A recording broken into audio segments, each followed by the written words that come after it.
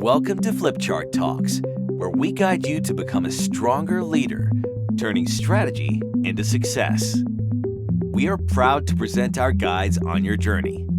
Jeroen Deflander, one of the world's most influential thinkers on strategy execution, and Axel Van Quaye, a celebrated visual storyteller, turning strategies into visual stories. Enjoy the journey. Join us today as we uncover decision paralysis, the next villain standing in the way of effective strategy execution. Last session, we talked about one of the bad guys on the way to strategy execution, which was the curse of knowledge.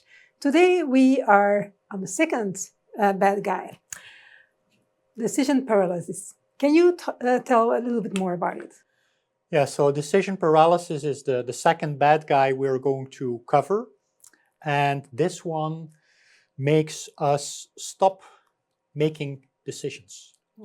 So it's pretty bad because we know that strategy execution is all about making sound decisions in the field.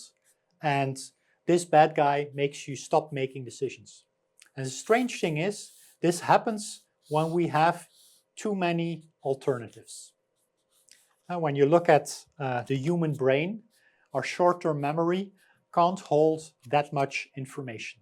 They have done a lot of tests, and we see that most people, once you have 4, 5, or 6 options, the short-term brain doesn't know how to handle it. So when we translate that to the business world, we have to look differently at strategy execution. Because if we give people too many options on the road to success, they will not make a decision and they will stop. So this is one of the bad guys and the behavior that we need to tackle. Yeah, I really recognize it. I'm also a facilitator, as you know, in workshops. And I recognize it when you give people options to do an exercise, and you give them the option to choose between 4 exercises, for instance, they just block. They don't do anything. If you say, well, you can do this or that too, they start immediately. It's sometimes very small, but it's something I see very often. Yeah, it's when you want your child to eat vegetables. If they can choose between all the vegetables, they will say no vegetables. But if you give them the option between broccoli and carrots, you have the highest chance that they will actually start eating. So we want to limit the options, not only at work, but also at home. Okay, yeah, interesting. I can see many options in the education of children, and I guess it's the same in the education of employees.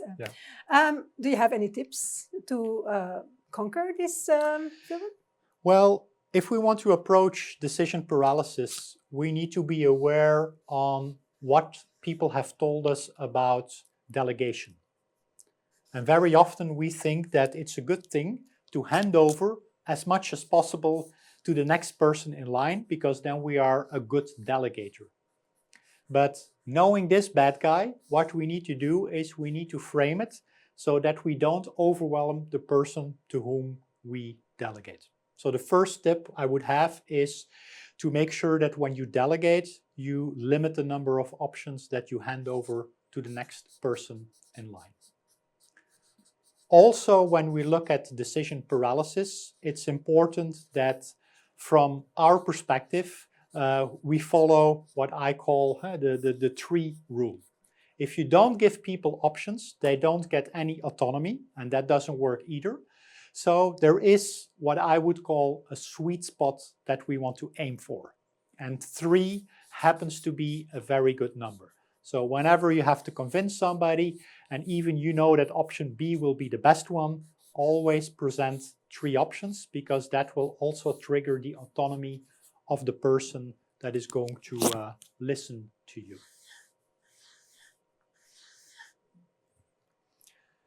So the third option is to make sure that whenever you delegate and you hand over something to somebody else, is to rethink the process on how you do it.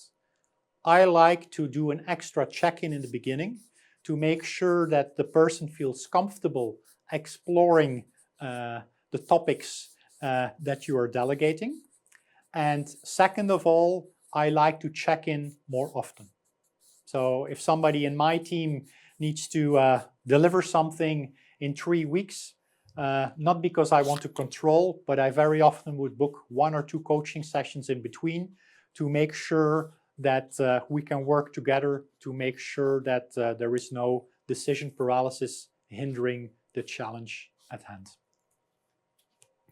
Yeah, I had a student recently who worked in a company, and I saw that sometimes some people are afraid to ask questions, and when they have many options, they get stuck.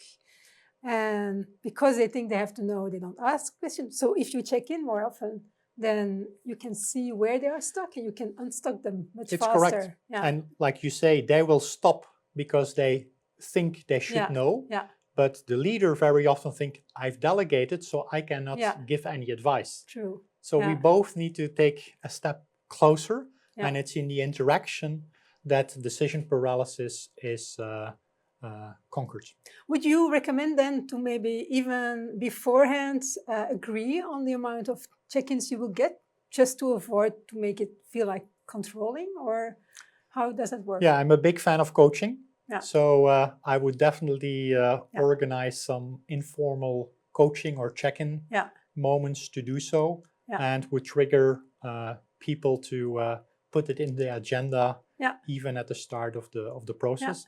And when you then don't need the coaching at hand, you can skip it and move along. Yeah, great. Thanks, Jeroen.